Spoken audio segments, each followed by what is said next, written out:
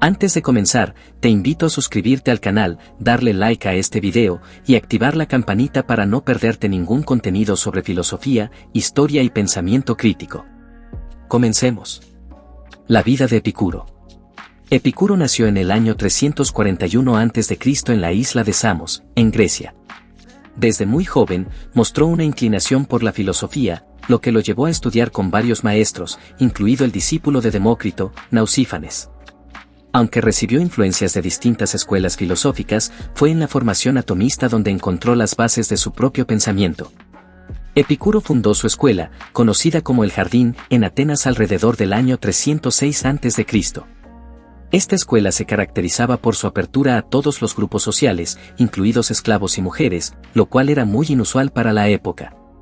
Epicuro vivió una vida relativamente tranquila y dedicada al estudio y la enseñanza hasta su muerte en 270 a.C., a los 71 años. Obras de Epicuro. Aunque escribió más de 300 obras, la mayoría de ellas se han perdido. Entre los textos que han sobrevivido, destacan sus cartas, la carta a Heródoto, la carta a Meneceo y la carta a Pitocles.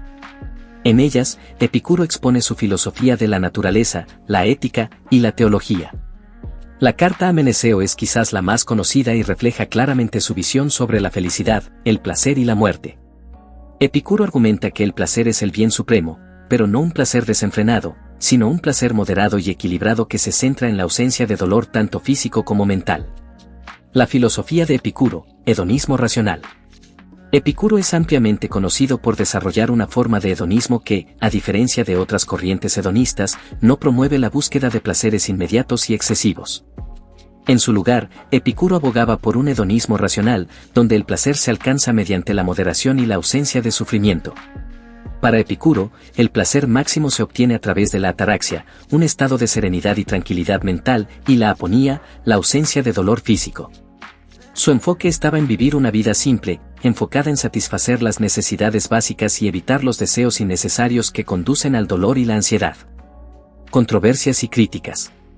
La filosofía de Epicuro fue objeto de muchas críticas a lo largo de la historia, especialmente por parte de los estoicos y los cristianos.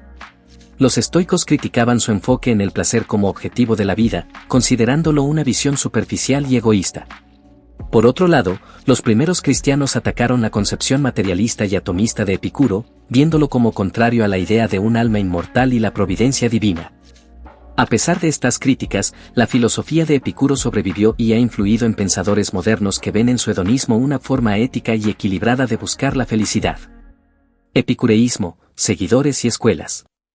El epicureísmo se extendió rápidamente después de la muerte de Epicuro, especialmente en la región mediterránea. Sus discípulos más conocidos incluyen a Metrodoro, Hermarco y Polieno. La escuela epicúrea se mantuvo activa durante varios siglos, incluso en la época del Imperio Romano, donde figuras como Lucrecio adoptaron y difundieron sus ideas. Lucrecio, un poeta y filósofo romano, escribió el poema de Rerum Natura, sobre la naturaleza de las cosas, que es una de las fuentes más completas sobre la filosofía epicúrea.